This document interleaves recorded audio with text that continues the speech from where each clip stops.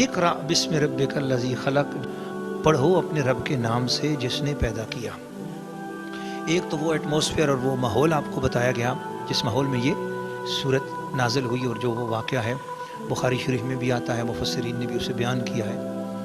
اور حضور علیہ الصلوۃ والسلام اس واقعے کے بعد آئے تو حضور کو سردی لگ گئی، ٹھنڈک ہو گئی۔ تو وحی الہی کی پہلی برکت یہ ہے کہ ٹھنڈ لگی، طبیعت مبارک میں ٹھنڈک آئی، اور حضور واپس تشریف لائے، اور آپ نے حضرت خدیجۃ الکبریٰ اپنی پیاری زوجہ ام المومنین سیدہ خدیجۃ الکبریٰ سے اپنا واقعہ بیان کیا کہ میں اس طرح رات کو بیٹھا ہوا تھا، آج رات کو تو ایسا ہوا 3 بار مجھے آسمان کے بیچ میں اتنی بڑی کرسی نظر آئی، اور اس کرسی کے اوپر کوئی بیٹھا ہوا تھا بہت بڑا، مشرق و مغرب جتنا پھیلا ہوا تھا۔ میں نے اس کو ایسے دیکھا تو اس نے مجھے دیکھا، پھر وہ میرے قریب آ گیا، اور اس نے آ کر ایک دم مجھے پکڑا اور مجھے اپنی بازوؤں میں لے کر بھینچا، پھر مجھے چھوڑا اور مجھے کہا پڑھو۔ میں نے کہا ما انا بقارئ، میں پڑھنے والا نہیں ہوں۔ اس نے پھر کہا، میں نے پھر منع کر دیا، پھر اس نے کہا پڑھو اپنے رب کے نام سے، تو پھر میں نے پڑھنا شروع کر دیا۔ یہ ساری باتیں حضرت خدیجۃ الکبریٰ نے سنی تو حضور کی پاؤں دبانے لگ گئیں، حضور کے قدم دبا رہی تھیں، حضور کی ٹانگیں دبا رھی تھیں، ساتھ کہنے لگی واللہ ما یخزیک ابدا، قسم ہے اللہ کی قسم ہے آپ کو اللہ رسوا نہیں کرے گا، آپ گھبراؤ نہیں، آپ پریشان نہ ہو، یہ کوئی آپ کے ساتھ کوئی بھلی بات ہی لگتی ہے۔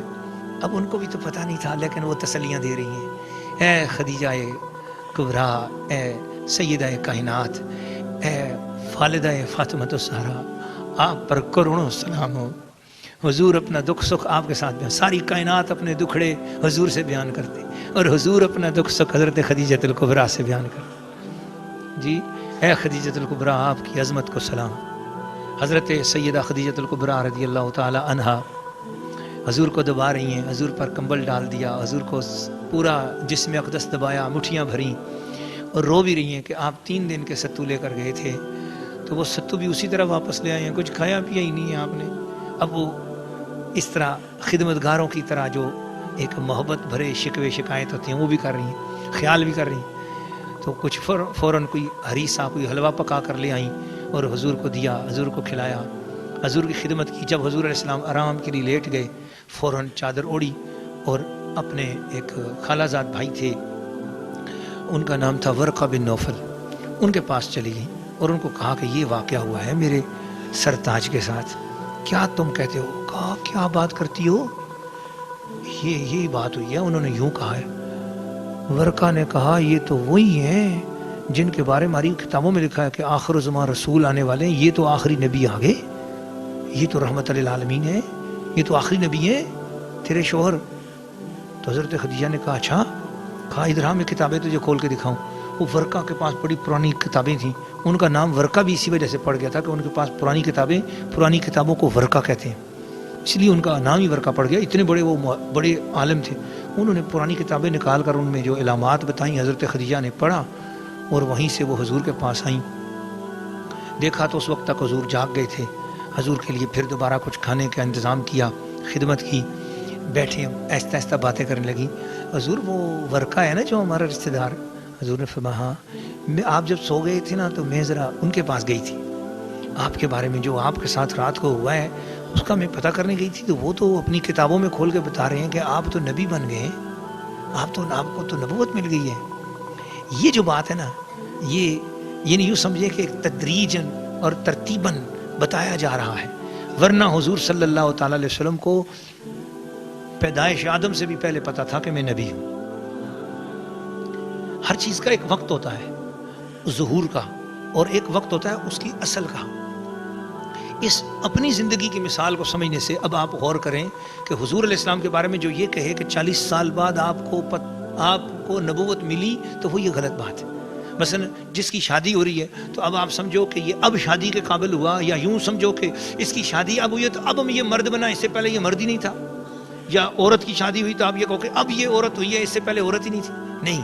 بالکل اس مثال سے کروڑ درجے اونچی چلے جاؤ، بارگاہ مصطفیٰ میں چلے جاؤ، حضور صلی اللہ تعالیٰ علیہ وآلہ وسلم کے پاس نبوت بچپن سے ہے۔ قرآن بچپن سے ہے، اعزاز الہی بچپن سے، محبوب الہی بچپن سے، مگر اس ماحول کو سمجھانے کے لیے کہ لوگوں دیکھ لو، آرام سے دیکھ لو ان کو، تو اس لیے حضور صلی اللہ علیہ وسلم پر اس نبوت کو ظاہر نہ کیا، یا یوں سمجھو حضور کو وہ نبوت ظاہر کرنے کا حکم نہ دیا۔ جب غار حرا میں آپ کی عمر مبارک 40 سال ہو گئی، اب آ کر حکم دیا کہ اے محبوب آپ اس چیز کو جو آپ کے اندر خصوصیت ہے سب کے سامنے ظاہر بھی فرماؤ۔ تو خصوصیت کو ظاہر کرنے کا یہ مطلب تو نہیں کہ آج اسی دن ہی اس کو وہ خصوصیت عطا ہوئی ہے،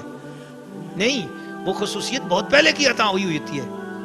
تو اس ان مثال سے آپ ذرا غور سے سمجھ لیں، میرے خیال میں یہ بہت آسان مثال ہے اور اس کو سمجھنا آسان ہے۔ پھر حضور صلی اللہ تعالیٰ علیہ وآلہ وبارک وسلم نے فرمایا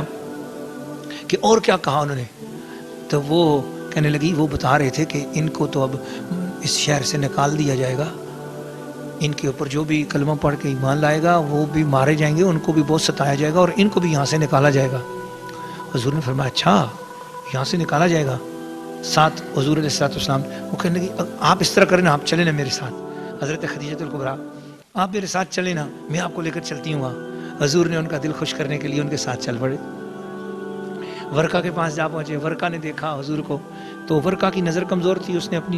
اپنی پلکیں اوپر اٹھا کر حضور کو غور سے دیکھا، جو ہی دیکھا کہنے لگا کاش کہ میں اس وقت تک زندہ رہوں جب یہ لوگ آپ کی دشمنی کریں تو میں آپ کے حق میں اٹھوں بولوں، اس طرح کریں کہ آپ اپنے تابعداروں میں، اپنے غلاموں میں مجھے بھی شامل فرما دیجیے۔ تو روایات میں آتا ہے کہ سب سے پہلے حضرت خدیجہ الکبریٰ نے اسلام قبول کر لیا، اس کے بعد ورقہ بن نوفل نے قبول کیا۔